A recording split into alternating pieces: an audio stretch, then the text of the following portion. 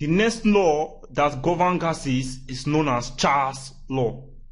We have looked at Boyle's law and we have stated it. We have seen a good example. The other law we're looking at now is known as Charles' law. What does Charles' law state? It states that the volume of a fixed mass of gas is directly proportional, unlike Boyle's law that is inversely proportional. This time around, the volume of a fixed mass of gas is proportional to the temperature, not pressure this time around. Temperature, provided the pressure remains constant. The volume of a fixed mass of gas is directly proportional to the temperature, provided what remains constant, provided the pressure remains constant. This time around, you are keeping pressure constant, and the volume of a fixed mass is directly proportional to the temperature. That is, if you increase the volume, the temperature will increase. If you decrease the volume, the temperature will also decrease. Mathematically, what are we saying? We are saying that V is directly proportional to temperature. This is the sign of proportionality. If you remove that sign and put equal to, you introduce a constant K. See, where that K here is the pressure that is constant, as we have said. Make K sort of formula, that means V equals to KT divided by T, divided by T. Then we have K is volume over T. Now, when we have two conditions, both the initial and the final, as we have said, then what will Charles' law give us? Charles' law, we have what now? V1 over T1 equals to V2 over T2. So this is Charles' law, equation 2. As I have said earlier on, learn how to derive formulas. So when we look at more calculation in chemistry, we're looking at how to derive formula. Once you know how to derive a formula, you can always know your calculation very well in chemistry. Calculation in chemistry is very, very interesting and very, very easy. This is equation 2. V1 over T1 equals to V2 over T2. That's what Charles' law is trying to say.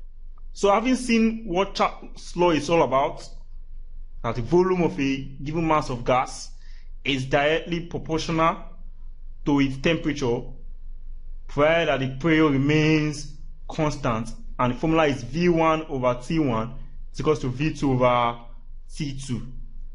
In other words, where V1 is our initial volume measured in centimeter cube, T1, please always try to define your formula whenever you are stating or writing it, because the person that is reading it will be confused. It can be anything. T1 is the initial temperature. This temperature here must be Kelvin. But once or you are given in degrees Celsius, you can always convert to Kelvin. We are going to look at how to convert that. And V2 equals to final volume measured in centimeter cube, and T2 is the final temperature measured in Kelvin as well. So how do you convert degrees Celsius, T degrees Celsius, to Kelvin? Now, to convert degrees Celsius to Kelvin, it is given as T Kelvin, TK is 273 plus T degrees Celsius.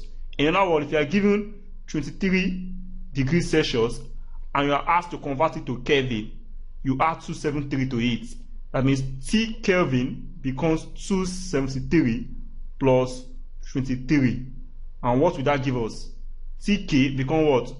296 Kelvin. Please take note of this conversion. Whenever you are giving calculation in Charles' law and your temperature is in degree Celsius, please always convert to Kelvin. If you do not convert to Kelvin, you will not get the right answer. But if you are given in Kelvin, no problem. Work straight with that parameter you are given.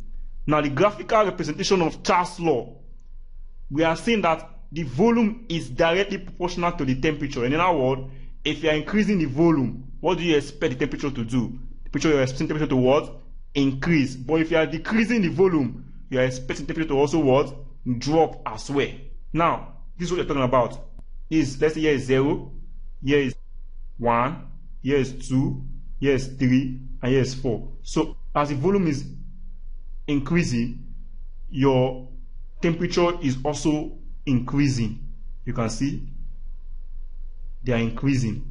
So if here is 1, here is 2, here is 3, here is 4, and here the time will be 2, let's say 2 degrees Celsius, 4 degrees Celsius, 6, and 8. So as the volume is increasing, the temperature is increasing. Minus 273 degrees Celsius is the absolute temperature. We call it the absolute temperature. At absolute temperature, the state of matter, they are in a state of constant rest.